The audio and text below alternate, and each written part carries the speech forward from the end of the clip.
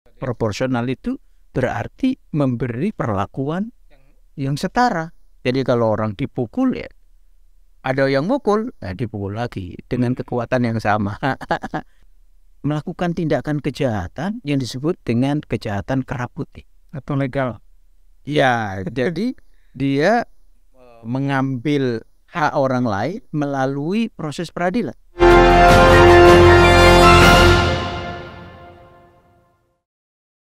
Assalamualaikum warahmatullahi wabarakatuh. Selamat malam. Salam sejahtera Sobat Ekbis dimanapun berada.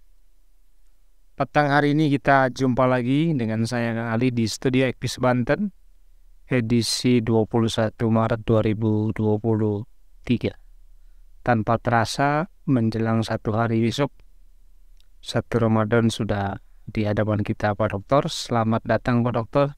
Assalamualaikum warahmatullahi wabarakatuh. Waalaikumsalam. Apa kabar? Alhamdulillah.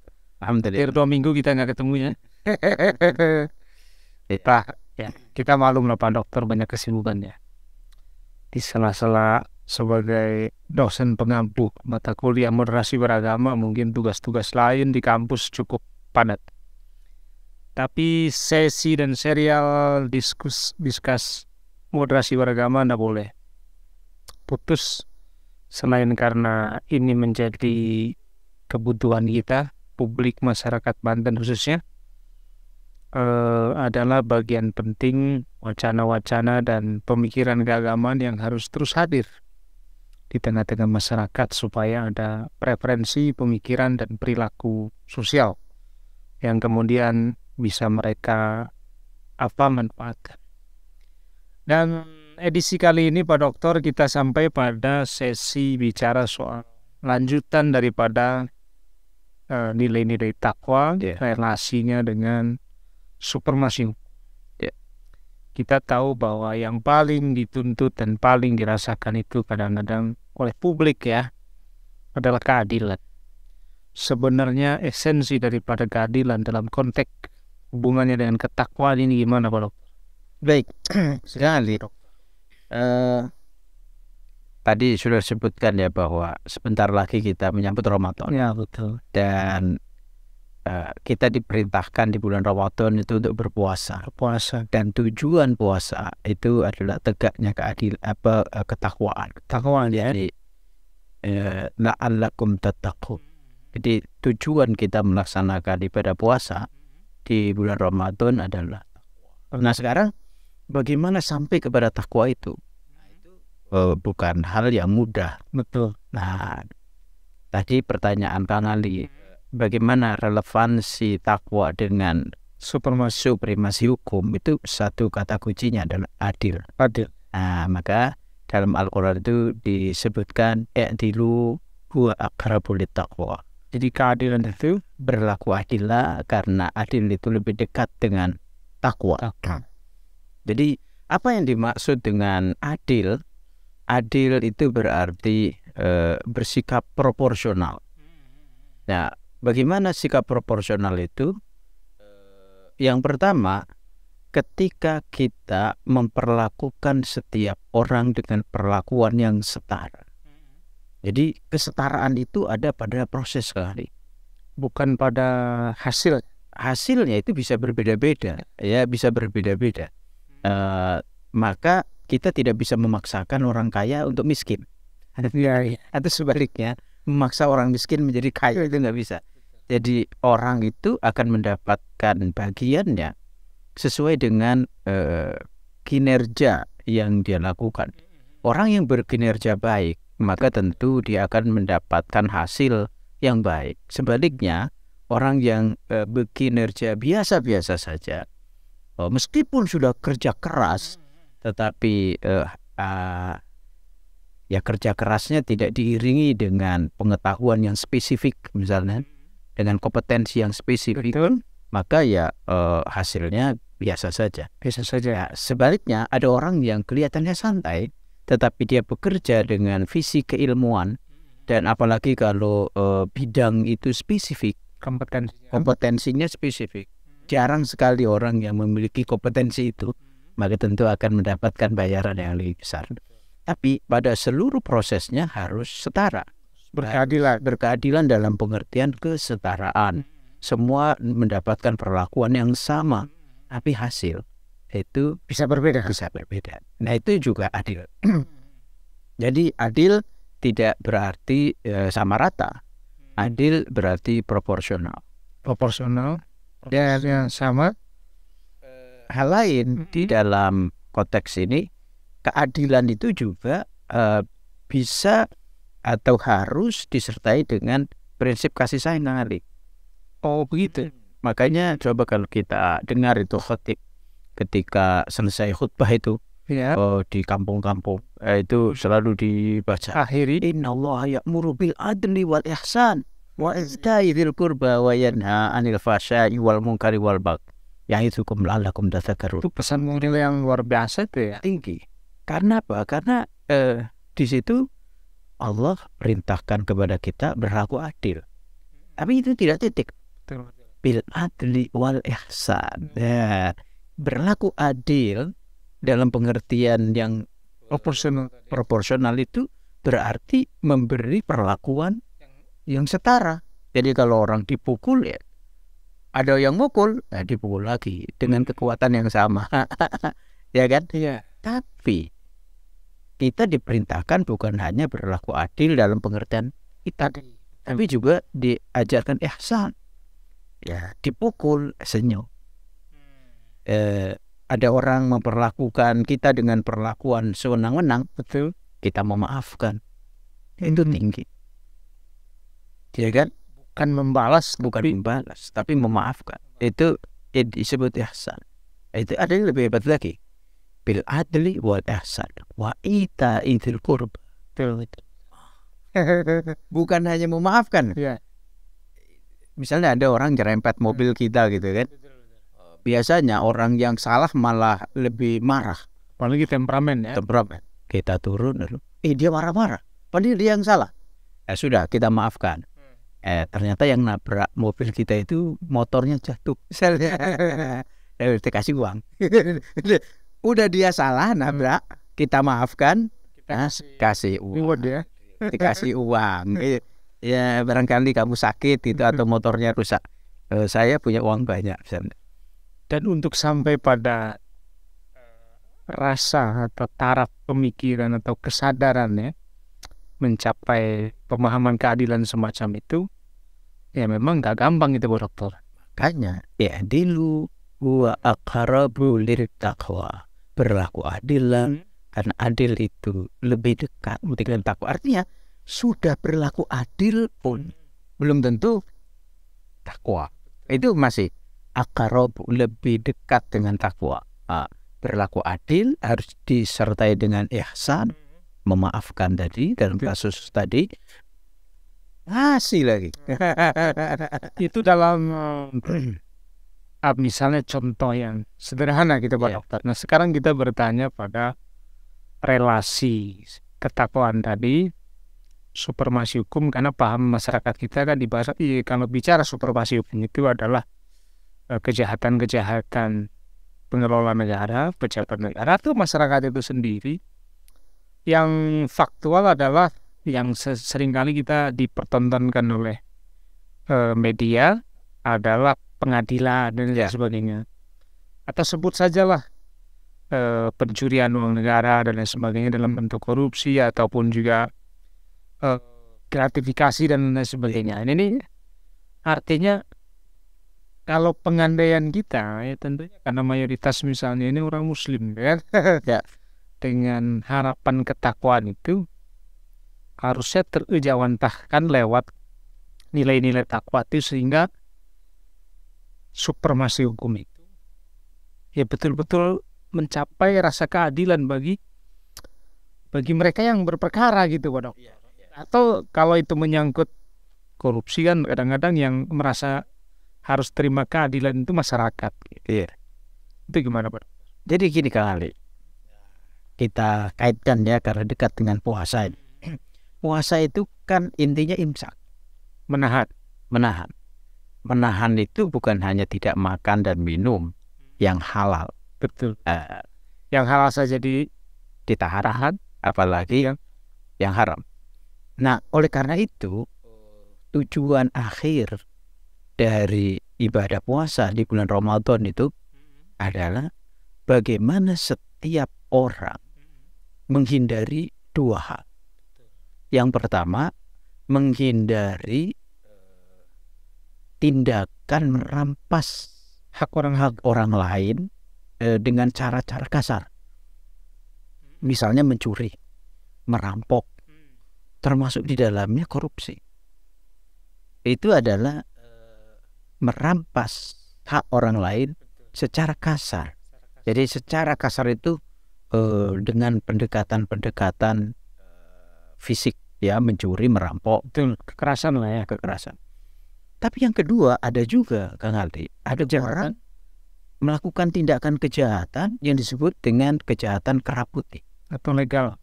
Ya, jadi dia mengambil hak orang lain melalui proses peradilan. Misalnya ada orang yang dengan kekayaannya, dengan kekuasaannya, dia bilang, kalau Anda tidak terima, mari kita bawa ke pengadilan. Nah, padahal di balik itu dia sudah punya rencana. Semua lembaga peradilan itu orang-orangnya disuap, dipersiapkan. Jadi, nah tadi yang kalau kamu nggak terima, kita bawa ke pengadilan. Nah, yang kita ajak bicara itu misalnya adalah rakyat kecil yang dia tidak memiliki dana untuk membiayai proses itu. Betul. Nah, nanti secara legal itu kan dia akan bilang, ini putusan pengadilan loh. Ya kan? Tapi kita mengerti rasa keadilan masyarakat itu nggak bisa dipungkiri. Meskipun secara formil dia menang di pengadilan, tetapi dia menggunakan kekuasaan peradilan untuk merampas hak orang lain. Nah, puasa itu endingnya ke sana.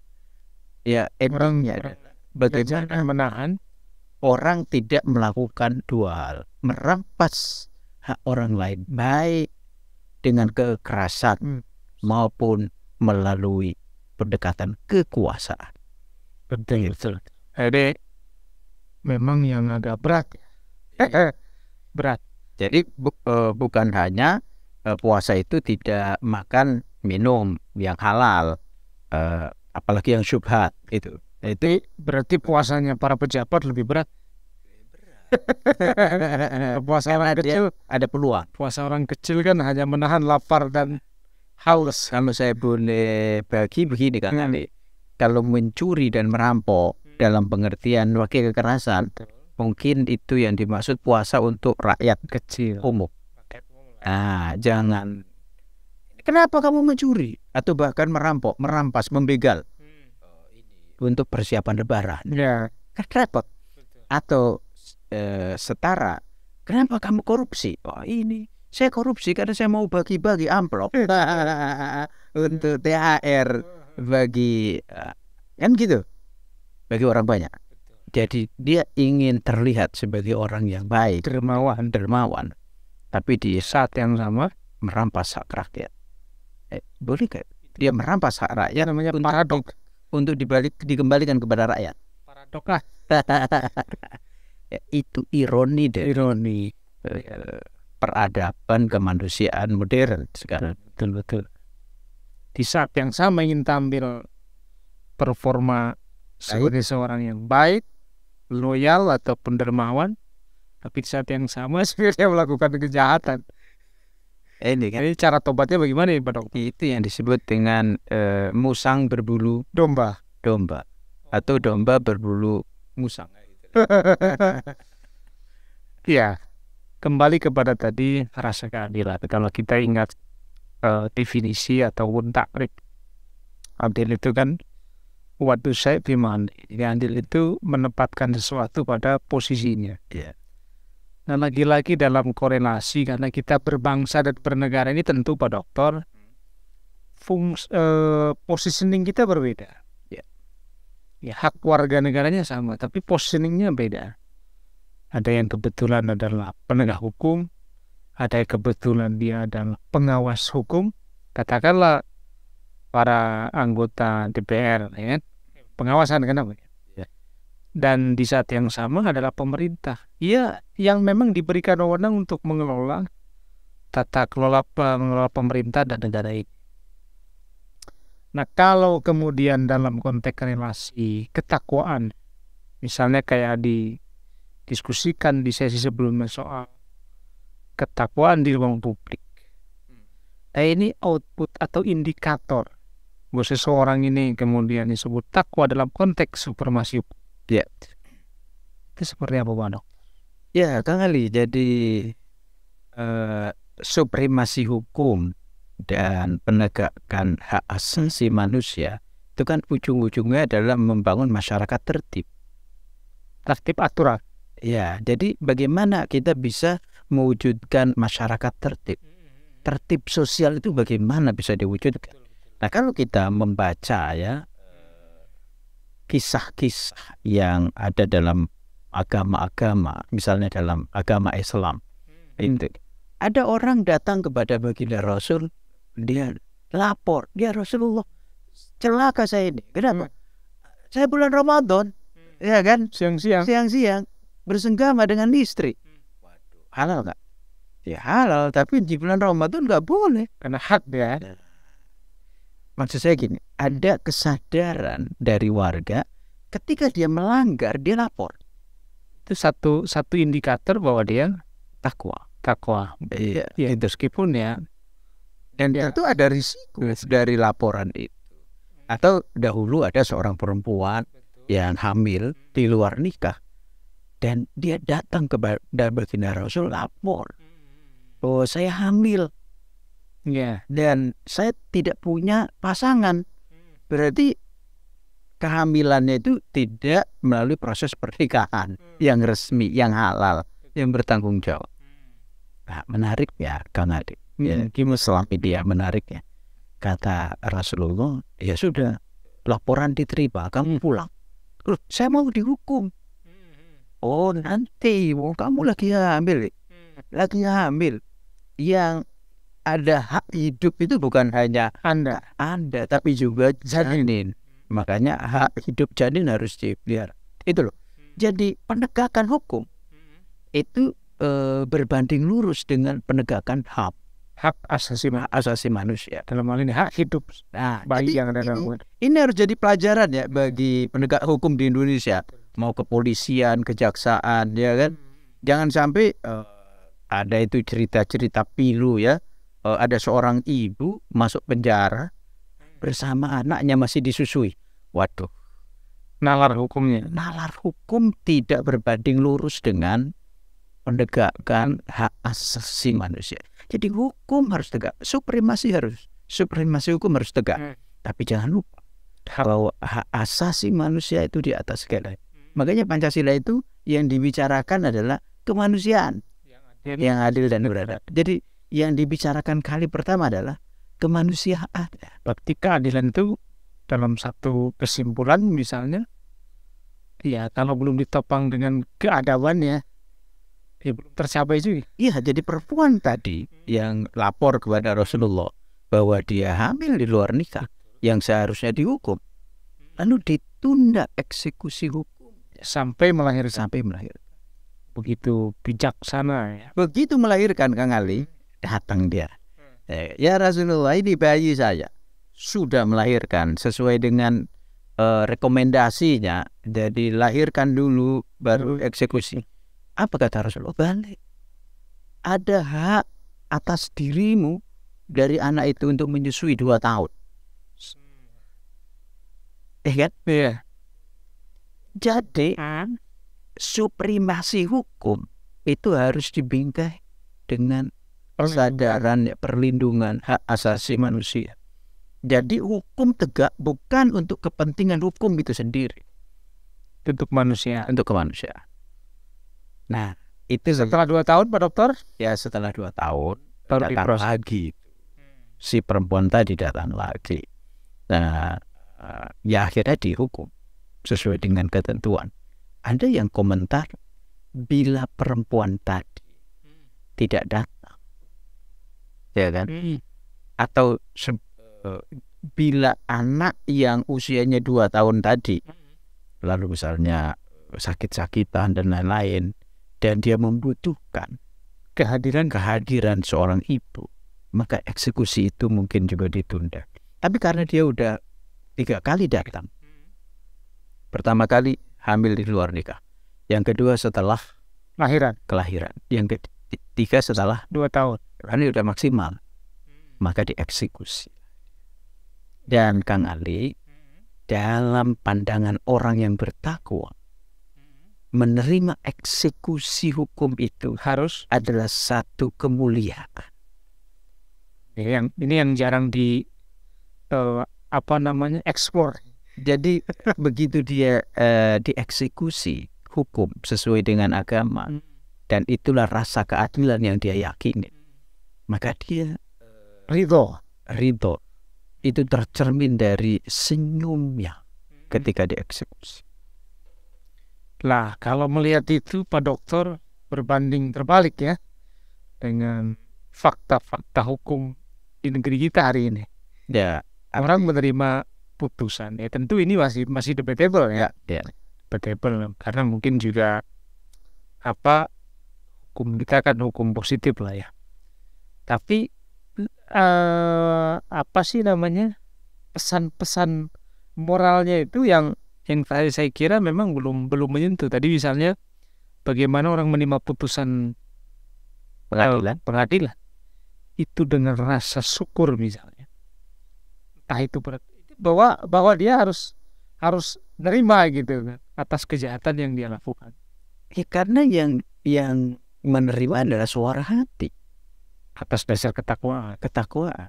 Dan hakim yang memutus juga dia telah mempertimbangkan berbagai macam aspek termasuk bukti material. Selain bukti formil, bukti materialnya. Betul.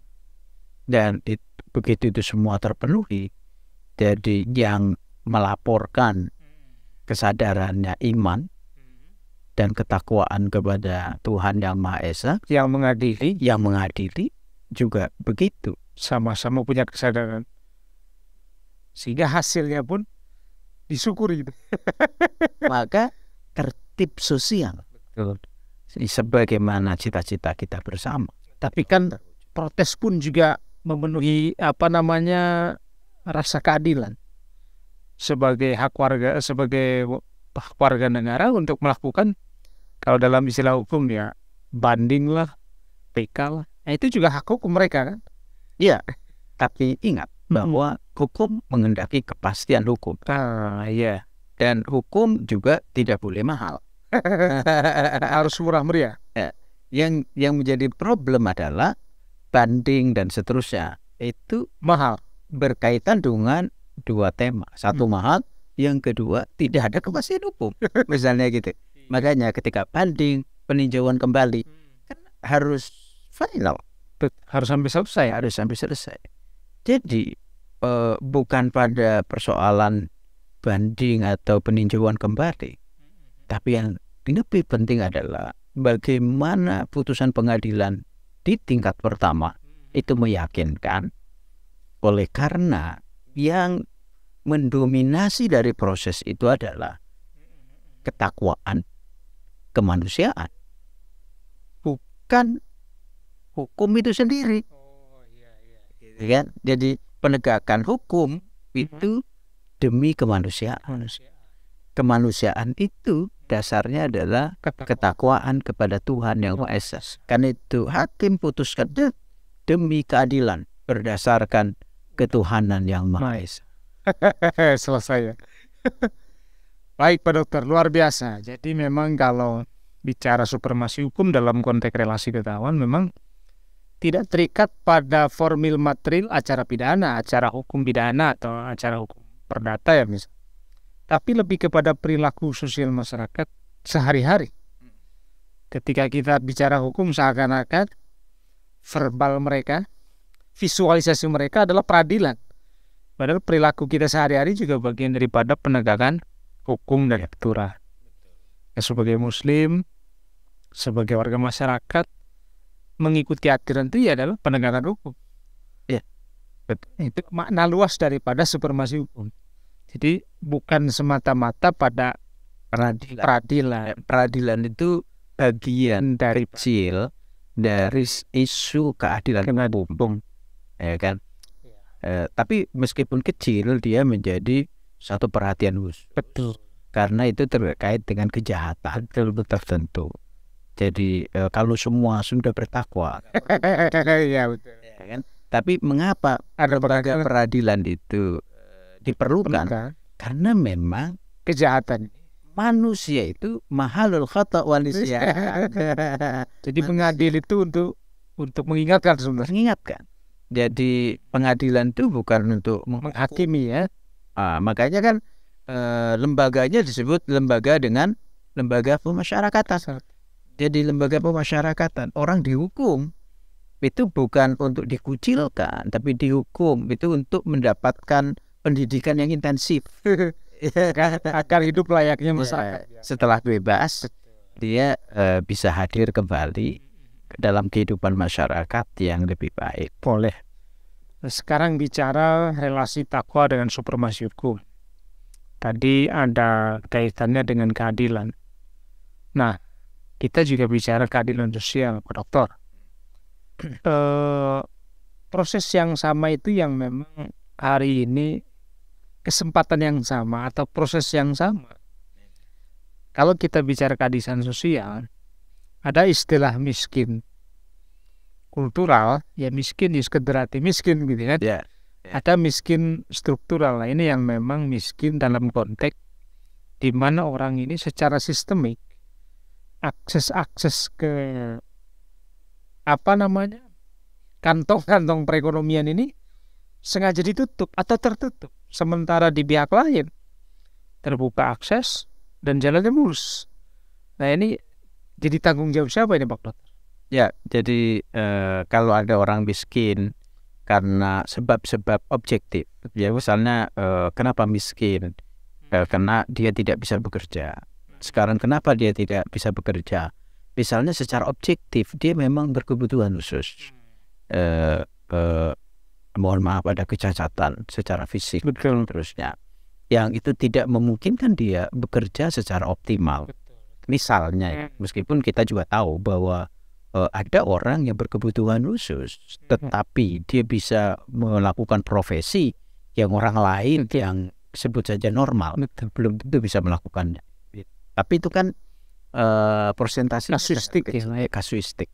Nah, kalau ada orang-orang yang secara objektif tidak memungkinkan bekerja, maka berlakulah itu kan fakir miskin dan anak-anak dipelihara negara. oleh negara. Nah, berarti yang dipersoalkan tadi tidak yang objektif tadi. Iya. Nah, sekarang objektif tadi.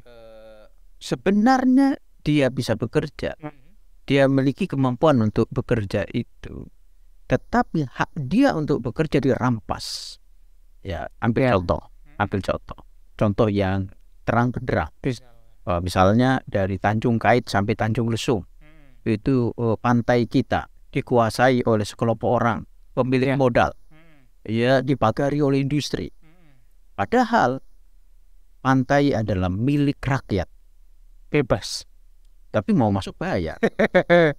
Tapi muara-muara yang menjadi akses publik terhadap pantai, terhadap pesisir, terhadap laut itu ditutup. Padahal peradaban kita, Kang Ali, adalah peradaban muara, bukan peradaban. Ya, ada, kalau di Jakarta ada muara baru, ada muara Angke. Kita bisa lihat Karangan itu adalah muara. Kita lihat di Anyar itu muara. Kita lihat di Banten Selatan, ya, ada muara. Jadi di mana ada muara, di situ ada tambatan nelayan, di situ ada pelelangan ikan, di situ ada pasar rakyat. Nah, ketika ini ditutup, ya kan, dan pesisir itu dikuasai oleh orang yang memiliki modal. Nah, ini kan tidak, akhirnya nelayan tidak bisa, termiskinkan secara perlahan termiskinkan. Ini perlu kerja-kerja kekuasaan, ini perlu kerja-kerja politik. Nah, maka di tahun 2024 itu ya kan, siapa yang menjadi penggiat tani dan nelayan harus tampil. Bisa tidak membebaskan pantai Indonesia ini. Kalau di Banten misalnya di Tanjung Kait, Tangerang sampai Tanjung Lesung, misalnya begitu ya, itu dibebaskan dan lalu rakyat leluasa untuk menikmati indahnya Laut. pantai kita, laut kita, dan nelayan itu bisa bekerja, bisa menangkap ikan lagi, bukan hanya yang di laut lepas, tapi juga yang di laut pesisir. Luar biasa Pak Dokter. Ini menjadi seri berikutnya seperti karena sudah menyinggung soal kelayakan dan kepatutan. Jadi kalau disentil sederhana, berarti yang harus tampil yang paham dong. Baik Pak Dokter, tanpa terasa diskusi kita di sesi kelima ya, dalam tema moderasi beragama ternyata memang meluas dan mengembang ke berbagai macam aspek kehidupan.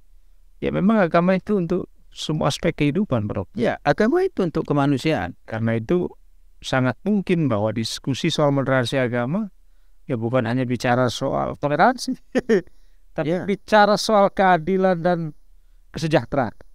Next, discuss soal itu kita, Bro. Siap. Sekarang waktunya sudah berakhir. Demikian diskusi kita pada malam hari ini bersama Dr. Fadlullah, Haji Dr. Fadlullah. Siap. SAG MSI. Sampai ketemu di lain waktu dan kesempatan Pak Dokter. Terima kasih atas kehadirannya. Billahi taufiq wal hidayah. Assalamualaikum warahmatullahi wabarakatuh. Waalaikumsalam warahmatullahi wabarakatuh.